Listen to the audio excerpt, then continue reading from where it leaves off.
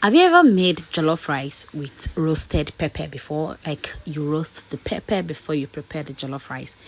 I did for the first time and I can say it is amazing. Welcome back to my channel, guys. Let's get this jollof rice cooking, okay?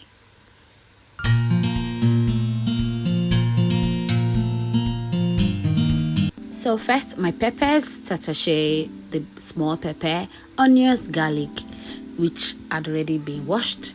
Now this is my air fryer. I'm adding all the peppers into my air fryer so it can be roasted, and I'm going to drizzle a bit of oil on it so that it can roast well, if you get what I mean. Okay, so this is me adding my onions really, and I'm about to get the pepper started. Of course, the oil comes in. So on to the next. I am already frying my beef because I want it infused into the oil I'm going to use. This is my pepper after being roasted, and I'm going to just blend it. And instead of adding too much water, I'm adding a bit of oil in it again. So I'm going to blend it. This is the paste I get. I don't know why the color is like this, but it was so red. So this is the pot. I'm adding my already infused oil beef into my pot, and I'm adding my onions.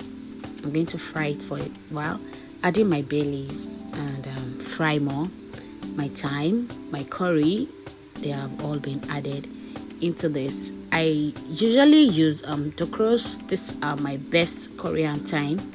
I don't know, every other one I use doesn't really taste the way I want it, but these are like my best. And I know, right, it's been a long time. This is what I am used to. So I'm going to add my tomato paste now, and I'm going to fry it for a long time. I don't know, I feel frying it makes it better, and it reduces the sourness of the paste. So this is me just still frying and frying and frying. You know, my best Maggi cubes, seasoning cubes, these are Knorr, and I love it so much. This is me adding my paste, you know, the roasted pepper paste into my already fried tomato paste. And this is the style, you guys. I really did not know this is like a cheat code. Adding a bit of crayfish into your paste. You know, it doesn't have to be overwhelming, just a little. It gives this umami flavor and it just makes it better.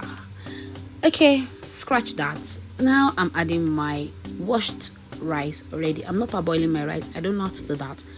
I just put my rice straight up into the pot. Then I mix it before adding the water into it. So this is me just trying to, you know, mix it together. You are going to do a lot of mixing when you are making jollof rice. So we are getting there. Can you see the underneath of the pot? It is already getting burnt. So if you are going to have the burnt feel of jollof rice, that pot must burn. I'm adding my beef stock into the rice. I'm adding a little bit of salt, and I'm going to add more water, and I'm going to cover this pot of rice so it can cook for a bit. So what do you guys think already? Is this coming up nicely? I bet it was.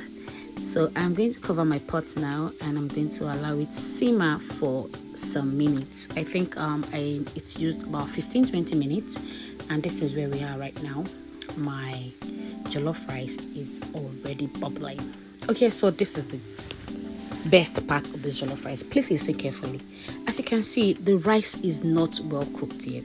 At this point, please and please don't add water. You know, if you really want the jollof rice to jollof, or you are going to have concoction rice, you can see it is not well cooked, and it is for a reason, so that I can steam it and it's going to get soft. That is the idea. So before covering it, I'm going to be adding some margarine. This is like the margarine for jollof rice. Simmers butter, tastes awesome.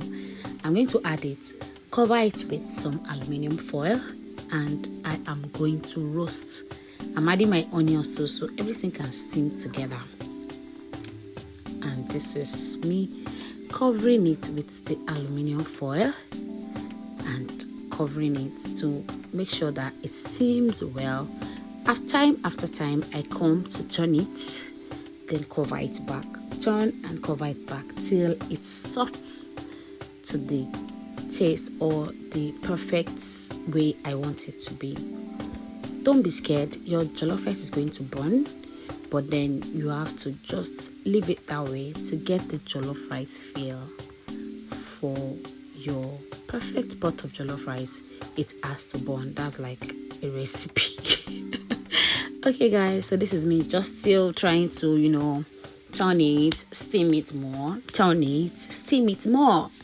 Okay, but then make sure that it is done on low heat. You don't want to have all that fire under your jollof rice, or else it's going to burn beyond recognition. So I think this way I've already gotten like the perfect jollof rice texture for my rice.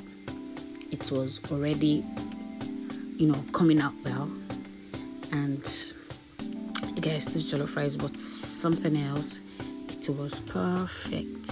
It tasted so different from my regular pepper blending, but this roasted pepper feel, trust me, it is an A1.